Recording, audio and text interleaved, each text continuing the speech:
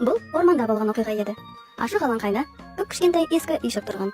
Бірде оны қасынан жүгіріп өтіп бара жатқан тышқан көреді. Тышқан тоқтап, «Пи-пи-пи! Сүп-сүйкімді кіп-кішкентай бұл үйшікте кім бар?» деп сұрайды. Ешкім жауап қайтармайды. Тышқан бұл үйшікке кіріп, осында тұрып жатады. Біраз уақыттан кейін үйшіктің маңына секіріп бақа келеді. «Уа! Сүп-сүйкімді кіп-кішкентай бұл үйшікте кім бар?» «Пи-пи-пи! Мен тықырлауық тышқанмын. Ал сен кімсің?» «Мен бақылдауық бақамын. Кел, бірге тұрайық». Бақа бақ-бақ деп бақылдап үйшікке секіріп кіреді. Тышқан екеуі тіл табысып бірге тұрады. Енді үйшіктің қасына ытқып-ытқып қоян жетеді. «Сүп-сүйкімді кіп-кішкентай бұл үйшікте кім бар?» деп сұрайды. «Пи-пи-пи! Мен тықырлауық тышқанмын». «Уа! Мен бақылдауық бақамын. Ал сен кімсің?»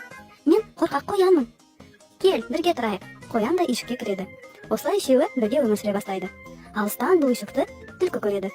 Ақырын басып, жақын келіп, терезесін қағады да, «Сүп-сүйкімді кіп-кішкентай бұл үйшікте кім бар?» деп сұрайды.